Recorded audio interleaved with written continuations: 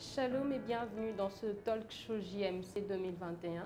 Nous sommes sur le plateau avec notre deuxième intervenant de cette 6e journée, Jean la main de compassion, le prophète Daniel Kawata. Shalom. Shalom. Comment vous allez, papa? Je vais très bien, très bien. Très bien, merci. par la grâce de Dieu. Ouais. Ce soir, vous avez plus mis l'accent sur la proclamation de ce que Dieu est pour nous, et cette proclamation est la solution de ce qu'on attend de lui. J'aimerais que vous puissiez faire un bref plutôt résumé de cette petite exhortation que vous nous avez amenée ce soir.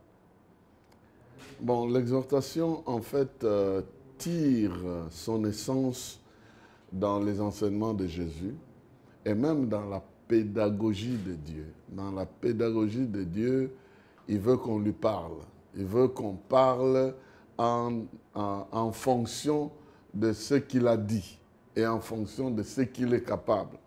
On le voit poser la question à Abraham, n'y a-t-il rien qui soit étonnant de ma part? À Moïse aussi, il a posé cette question.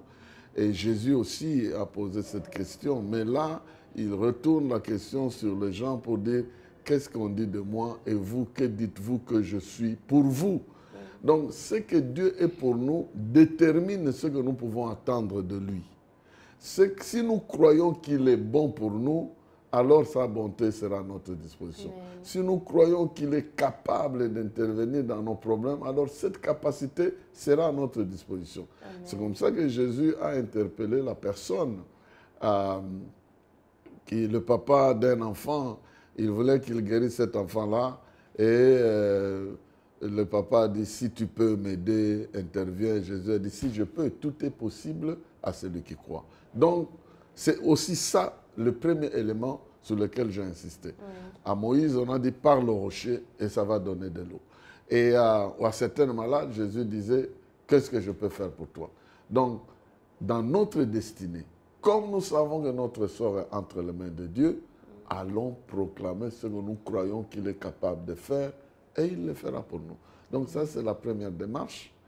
Et la deuxième démarche, c'est maintenant, après avoir parlé à ce Dieu-là, déclarer ce qu'il est, pendant que nous savons qu'il est avec nous, nous pouvons affronter les problèmes de la vie avec ce pouvoir-là que Dieu nous a donné, comme Pierre pouvait dire, ce que j'ai, je te le donne. Moi aussi, devant la maladie, devant les circonstances, je dois proclamer le pouvoir que j'ai de vaincre ça. Amen. Et j'aurai vaincu parce que la recommandation et la promesse de Dieu, c'est que vous marcherez sur les serpents, les scorpions et tout ça. Donc, je dois m'exercer à marcher sur ça au lieu d'en avoir peur, au lieu de fuir. Donc, il y a des circonstances auxquelles je ne vais pas échapper, mais je vais les traverser. Et avec l'aide de Dieu, je traverserai. Amen. Donc, nous devons proclamer notre victoire tout au long du chemin, devant les événements de la vie.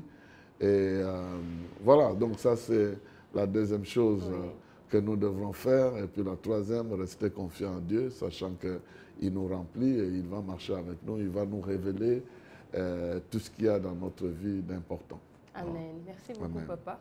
Ouais. Donc, en d'autres termes, par rapport à tout ce que venait de dire prophète, vous êtes en train d'encourager les chrétiens à connaître plus Jésus en s'approchant de sa parole ou même en s'approchant de lui au travers de la prière. Parce que, comme vous le dites, on déclare que des choses que nous connaissons.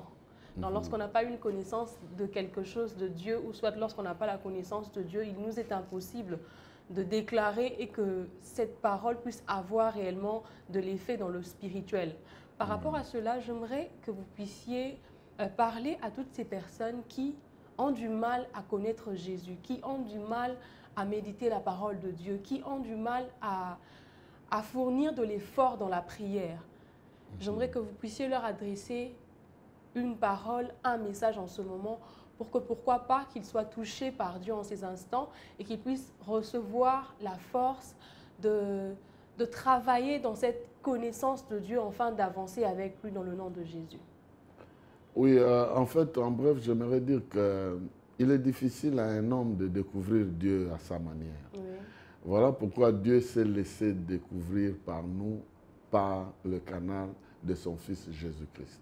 Il est venu, il a vécu comme un simple homme mais c'est à la fin de sa vie qu'on a compris qu'il était vraiment l'incarnation de Dieu dans la vie humaine.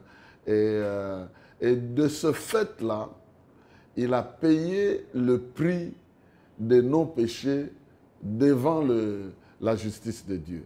Alors, quiconque croit en Jésus, selon la parole de Dieu, reçoit le pardon de Dieu, reçoit la justice de Dieu. Et Jésus lui-même, pour bien expliquer ces choses, il a dit, personne ne peut venir au Père que par moi. Je suis le chemin, la vérité et la vie. Quiconque a le Fils reçoit la vie, reçoit la communion avec Dieu, reçoit la délivrance de son être. Voilà pourquoi il est important de croire en Jésus, de lui donner sa vie, de commencer avec lui, et le reste vient. Le reste vient Amen. Avec cette connexion en Jésus-Christ. C'est comme si ta vie commençait réellement, spirituellement, rien qu'avec la présence de Jésus en toi. Il y a un vieux juif à qui Jésus a dit, il s'appelait Nicodème. Quand Jésus lui a dit que tu dois naître de nouveau, il était surpris, mais Jésus lui a dit, ce n'est pas la formule des hommes, c'est le fait de croire en moi. Et dès que tu crois en moi, tes péchés seront pardonnés, ta vie va changer et le reste va aller de l'avant. Voilà pourquoi j'aimerais vous inviter, bien-aimés, à croire que Jésus est le chemin, il est la vérité, il est la vie. C'est que si nous sommes en communion avec lui, il nous amènera sur le vrai chemin. Nous vivrons la vérité pour notre vie et notre vie changera de qualité. Voilà. Amen. Merci Amen. beaucoup, prophète Daniel Kawata. Avant de finir, lorsque vous étiez en train de parler ce soir, j'ai noté que vous aviez dit que aimer Dieu a certains avantages. Et j'aimerais que, pour finir, au fait, j'aimerais que vous puissiez prier pour toutes les personnes qui ont du mal à aimer Dieu, justement parce qu'ils sont sous l'emprise de l'ennemi, que vous puissiez vraiment faire cette prière avec ces personnes et demander à Dieu de pouvoir délivrer ces personnes qui sont comme dans la haine de Dieu parce qu'ils sont amis du monde, comme la parole de Dieu le dit. Donc j'aimerais vraiment que vous puissiez vous adresser à ces personnes tout en regardant la caméra et que vous puissiez prier pour leur âme, pour leur salut, pour que Dieu leur fasse du bien et pour que Dieu leur délivre de leur maladie dans laquelle ils sont.